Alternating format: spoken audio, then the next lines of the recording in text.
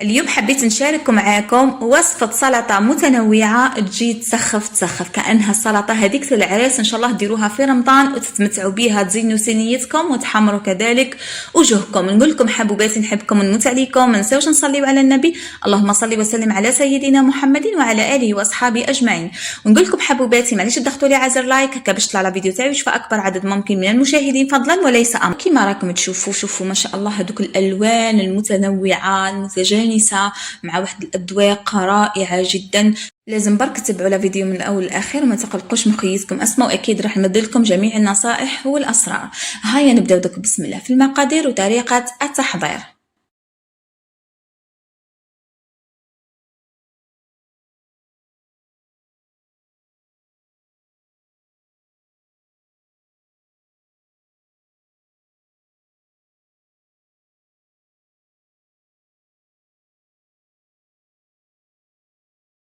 هنايا في برمة ولا قدرة صغيرة حطيت هنايا شوية تاع الماء، وكذلك ضفت له حوالي نصف ملعقة كبيرة من الملح، ودائما الملح يقعد عينك ميزانك، وحوالي ملعقة ولا 2 تاع الزيت النباتي العادي. نخلطهم كامل مع بعضهم ونستنى الماء تاعي هو يغلي معايا، وانا نضيف الكميه تاع الروز هنايا من الاحسن نديروا الروز ولا نخدموا بالروز هذاك الابيض، لا ماسيدوان ولا سلطه الارز. من الاحسن تجيب الارز الابيض قصير الحبه ولا حتى ارز ابيض طويل الحبه، المهم مش بسمتي. بصح اذا ما عندكش هذا اكيد تقدري تخدمي بسمتي. حاجه خلاف الارز هنايا كي نضيفوه لازم يكون كما قلت لكم الماء مغلي، هذا اول سر هكا باه ما يتعجنش معاكم الروز. انا هنايا واش درت كاس ونص من الروز، الكاس هذاك اللي يهز 220 مليلتر. دائما كميه الارز تقعد على حساب افراد الاسره تاعك، تقدر ديري كاس، تقدر ديري كاس ونص كيما انا، تقدر ديري 2 كيسان كيما تحب. نخلط كذلك ولا نحرك مليح الروز تاعي، النار هنايا درتها عادي قاويه.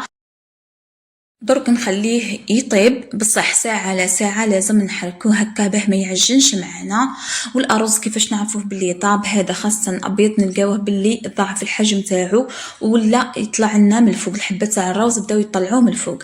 حاجة خلاف ولا سر اخر، لازم الارز ما نطيبوهش اوفر، يعني ما نطيبوش بزاف يولي لنا كالزبده. لا الماسيدوان الارز تاعها يجي حاكم روحه، ماهوش كذلك يابس. هنايا في قدره خلاف جبت هنايا البيتراف ولا شامندر ولا كل واحد كيفاش يسميه، حطيته في الماء، درت له شويه تاع الملح، ومن الفوق في الكسكاس درت شويه تاع زروديه ولا سناريه ولا الجزر كل واحد كيفاش يقولها. وكذلك ضفت لها هنايا الجلبانه، نخدمت بالجلبانه هذيك تتباع كونجلي ولا مجمده، ودرت شويه تاع الملح ونحطهم فوق النار نغطيهم ونخليهم يطيبوا.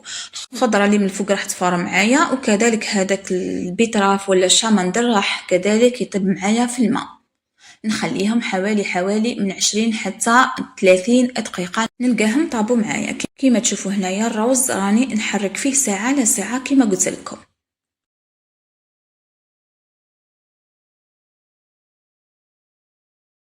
هنايا راح نخدم لكم كذلك نوع من السلطة خلاف، وهو سلطة هذا الملفوف ولا الكرومب كل واحد كيفاش يسميه. هنايا تقدروا تخدموا بالكرومب الاخضر العادي، كيما تقدروا تخدموا بالكرومب هذا الماف ولا تخلطوهم مع بعضهم. نقول لكم برك باللي هنايا عندنا واحد الريستوران قدامنا يخلط هاد المكونات ولا يحط هاد المكونات كامله اللي درتها معاكم كامل، يحبوا الوصفه تاعو. السلطه تاعو تجي بنينه بزاف. قلت لي لا نشاركها معاكم اكيد راح تعجبكم. كيما شفتوا هنايا ديت غير جزء صغير من هذاك الراس الملفوف في الماف. دوك هذا اللي قعد لي نغطيه ولا نغلفه مليح بالبابي فيلم ونحطه في الثلاجه يقعد لي حتى 15 يوم ما يصرالو والو. كذلك هنايا عندي الملفوف الاخضر راح ندي منه جزء صغير ونحيلو هذاك الجزء اللي يكون قاسي ولا قاسي كما نقولوا، ونجي نقطعه بهذه الطريقه كيما سباغيتي ولا كيما الرجته يجي رقيق خلاص. نفس الطريقه بعد نخدمها ولا نقطع بها الكرومب تاعنا ولا الملفوف هذاك الماف.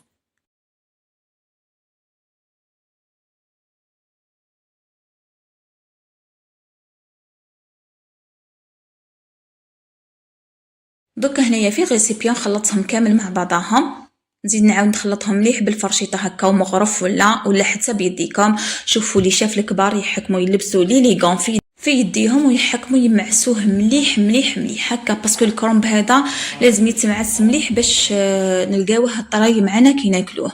ولا تقدر تخليوه من ساعتين حتى 3 سوايع باش تستهلكوه، راح تلقاوه معاكم يسخف. هنايا انايا ضفت له شويه تاع المايس لانها متوفره عندي، اذا ما عندكش اكيد ما تضيفيهاش. وكذلك ملفه نسكرفج مع حبيبه تاع الجزر ولا زروديه. كذلك هنا كاين المكون هذا نقدر نقول لكم ضروري، بصح اذا ما عندكمش اكيد تقدروا تستغناو عليه، وهي علبه ياغورت طبيعي. وكذلك عندي من 2 مغارف كبار حتى 3 مغارف كبار تاع المايونيز. انا المايونيز هنايا كنت خدمتها في الدار، ولا تخدموا بالمايونيز هذيك اللي تتباع عادي جدا، كذلك راح تجيكم بنينه بزاف بزاف.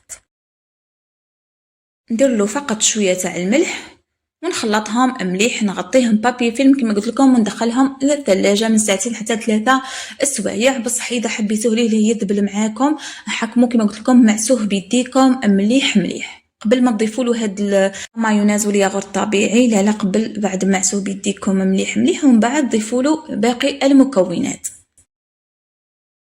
هنايا نقول لكم بك لازم تضيفوا له كذلك شويه تاع القارص ولا شويه تاع الخل، حوالي ملعقه صغيره من الخل. انا هنا راحت لي ولا راح لي المقطع هذا.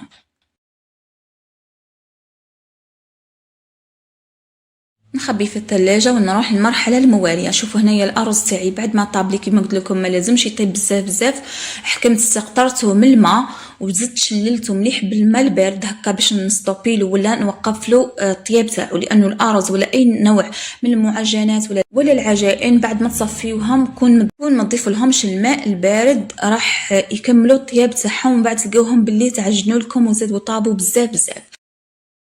هنايا كذلك بالنسبه للخضره لازم تضيفوا لها الماء البارد بعد ما تستقطروها من الماء ولا تكملوا الطياب تاعها. كذلك تضيفوا لها الماء البارد هكا باه تجي معاكم مليحه وما من اللون تاعها يجي مليح. كيما شفتوا الجزر ولا الزروديه قطعناه مكعبات صغيره. هنايا كذلك الجلبانه هذه كانت طايبه معايا كالزبده، ضفت لها كذلك المايس. كاين اللي يضيف لها حتى البطاطا يخدمها ولا يفورها مع هذيك الزروديه ولا السناريه. صدقوني انا ما نحبش خلاص البطاطا في لاماسيدوان، نعرف عليه. بصح انتم اكيد اذا كنتوا تحبوا البطاطا في لاماسيدوان ضيفوها، يعني فوروها كيما هي كيما الجلبانه وكيما الزروديه. كذلك عندي لي كاب خدوك ولا الكبار كان متواجد عندي، كل مش عندي ما نخدمش به. كذلك بالنسبه للطون انا درت حوالي 2 علب، بصح العلبه الثانيه ما كملتهاش بزاف هكا باه من بعد نزين بها السلطه تاعي كامله مع الاخير. لكن الطون من الاحسن تكثروا لها الطون، على قد ما عندكم الطون ولا تكثروا لها الطون راح تجيكم بنينه تسخف. ضفت لها حوالي من 6 حتى 7 مغارف تاع لا فينيغريت الوصفه راهي في قناتي ولا خدموا باي فينيغريت عندكم. وضفت لها كذلك من 2 مغارف كبار حتى 3 مغارف كبار تاع لا مايونيز. المايونيز هنايا من الاحسن ما تكثروش بزاف المايونيز تولي لكم بيضه كامله وما يبانو لكمش هذوك الخضار الداخل، ولا تحبوا تكثروا لها اكيد تقدروا تكثروا لها. دوك نخلط كل شيء مع بعضه، نحطها من بعد في الثلاجه بعد ما نغطيها اكيد، ونجبدها وقت ما نحتاجها. كما شوفوا الالوان اللي فيها والبنه ما شاء الله عليها تسخف.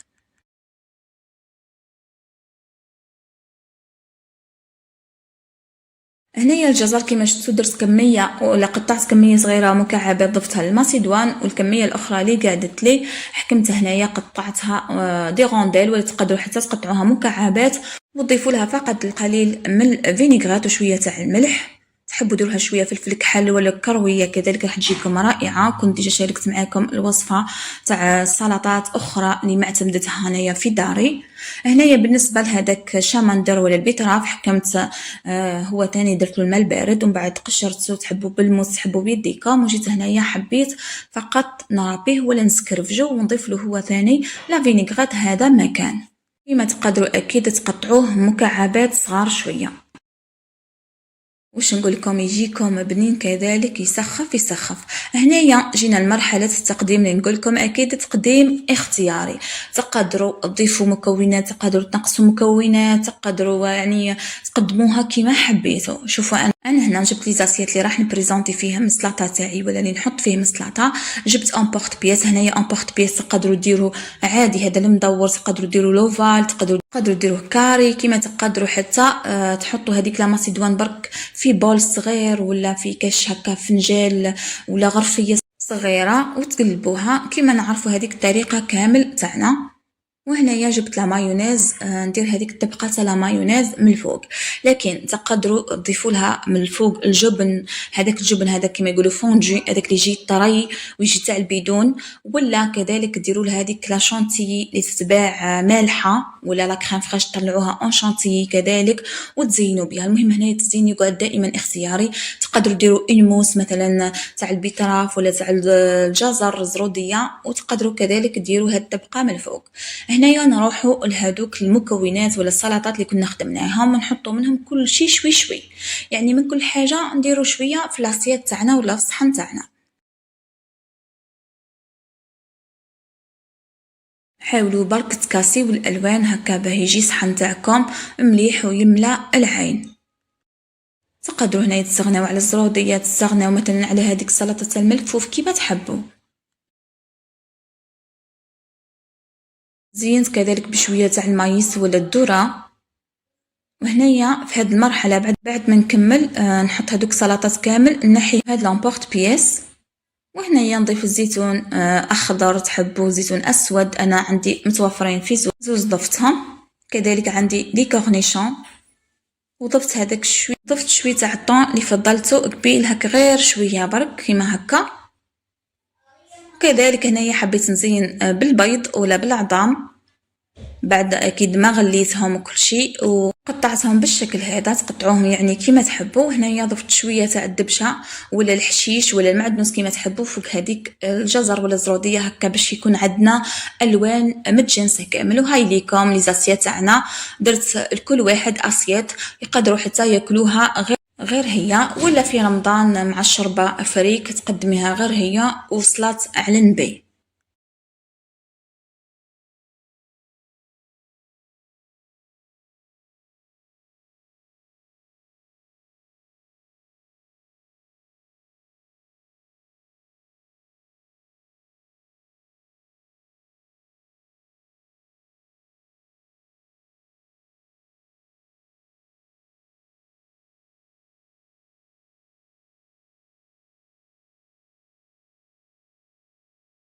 شوفوا كيفاش يجيو. كاين اللي يحب مثلا يضيف الموس مثلا تاع البيتراف ولا الموس تاع كيما قلت لكم الزروديه، تحطوا هكا في دي فيغين وتقدموها مع هاد السلطه. كاين يزيد لها مثلا يعود عنده الله يبارك يزيد لي كروفيت. المهم دائما التزيين يقعد اختياري، وكل واحد وجيبو كل واحد ومقدورو. تقدري تضيفي مكونات كما تقدري تنقصي مكونات، المهم كامل ولا الصح راهو في البنه. هذا ما كان تقدري تخدمي غير بهذه السلطه تاع الماسيدوان وتحمري وجهك بها. نقول لكم حبوباتي نحبكم ونموت عليكم، ما تنساوش دعم قناتي، ما تنساوش بارطاجي فيديوهاتي مع حبابكم صحابكم، تخليوا لي تعليق مليح كيما انتم. ولاول مره تشاهد قناتي وتصادفوا فيديوهاتي حبيبتي ما تبخلينيش من اشتراكك وانضمامك لقناتي، وما تنساش كذلك تفعيل زر الجرس هكا باه يوصلك كل جديد.